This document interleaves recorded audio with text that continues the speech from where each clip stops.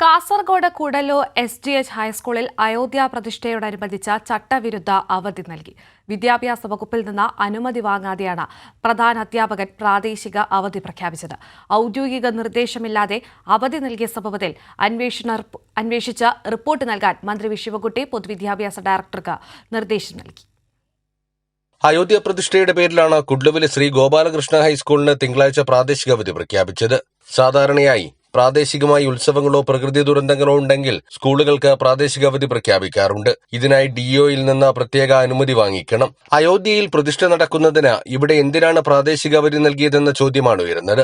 അവധി നൽകുന്നതിനായി BJP നിയന്ത്രണത്തിലുള്ള മാനേജ്മെന്റിന്റെ നിർദ്ദേശപ്രകാരം പ്രധാനാധ്യാപകൻ DOയ്ക്ക് അപേക്ഷ നൽകിയിരുന്നു. സ്കൂൾ PTA പ്രസിഡന്റും എക്സിക്യൂട്ടീവ് അംഗങ്ങളും മധൂർ പഞ്ചായത്ത് പ്രസിഡന്റും BJP മധൂർ പഞ്ചായത്ത് കമ്മിറ്റി പ്രസിഡന്റും ആവശ്യപ്പെട്ടതിനെ തുടർന്ന് അവധി നൽകുന്നുവെന്ന് കാണിച്ചായിരുന്നു അപേക്ഷ.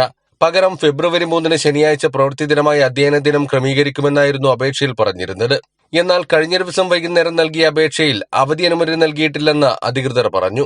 അനുമതിയില്ലാതെ സ്കൂൾ മാനേജ്മെന്റ് രാത്രിയോടെ പ്രാദേശിക അവധി പ്രഖ്യാപിക്കുകയായിരുന്നു. പൊതുവിദ്യാഭ്യാസ വകുപ്പിന്റെ ഔദ്യോഗിക നിർദ്ദേശമില്ലാതെ അവധി നൽകിയ സംഭവത്തിൽ മന്ത്രി V. ശിവൻകുട്ടി റിപ്പോർട്ട് തേടി.